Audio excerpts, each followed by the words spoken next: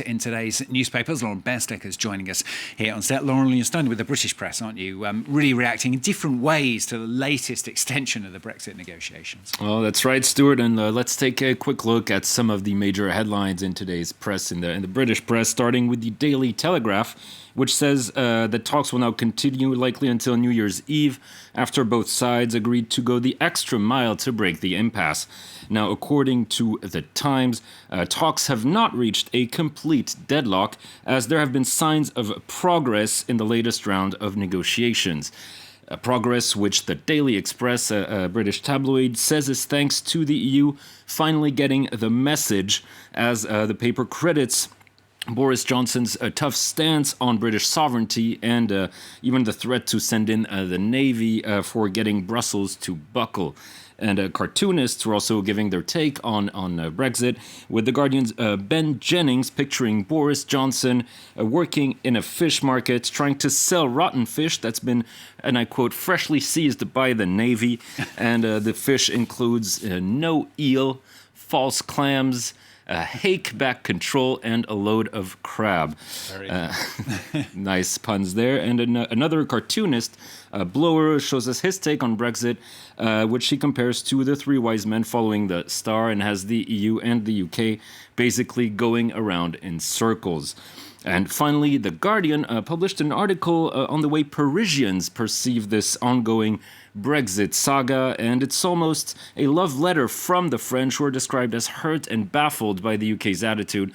And well, to be honest with you, Stuart, it kind of feels like the author went out of his way to find Parisians who had good things to say about the British. And well, I think the most realistic assessment in the article is given by Bruno Thomas, a Paris cafe manager, who says the French have really too many problems of their own to care about Brexit. And it goes to show you can always count on a Paris cafe staff to tell you the hard truths. I wonder what Laurent feels about it. I'll ask him afterwards. Let's move on to France now. Emmanuel Macron's meeting last week with the Egyptian President Abdel Fatah al-Sisi. We talked about it and reported on it last week, sparking controversy. But this is in Italy, isn't it? Well, that's right. The meeting itself had raised eyebrows last week when it emerged, especially that al-Sisi was giving the Legion of Honor, which is France's highest distinction. And this was only reported by Egyptian media afterwards. And now Le Parisien tells us that Italian author Corrado Augias said he will return his own Legion of Honor as an act of protest against this.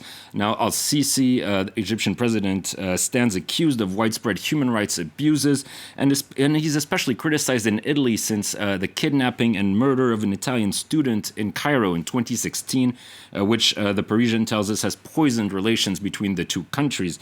In a letter to the French ambassador, Augias said it was a painful decision for him, but while he understands the diplomatic imperatives behind the move, he says he feels a line has been crossed and it's his moral duty to give back his medal. Interesting to see that almost a week after the visit. Let's hop to another controversy. This time, though, it's surrounding the future First Lady of the United States, Jill Biden. Well, you may have heard of this op-ed published by the Wall Street Journal on Friday. It was written by a university professor called Joseph Epstein, and it titled, "Is There a Doctor in the White House? Not If You Need an MD." And it was a strangely condescending article in which the author calls on Jill Biden, who calls Kiddo, to drop the doctor honorific in her name, arguing it feels fraudulent, even comic, and that basically her PhD in education doesn't make her a real doctor. Now, the article was immediately attacked and sparked massive backlash online, with many accusing Epstein of being, elitist or downright sexist. And the Washington Post published a reaction piece which argues the article is even worse than we thought. And the author here wants to remind Epstein that PhDs are hard work, even if they're non-medical, and argues this kind of article would never have been written about a man.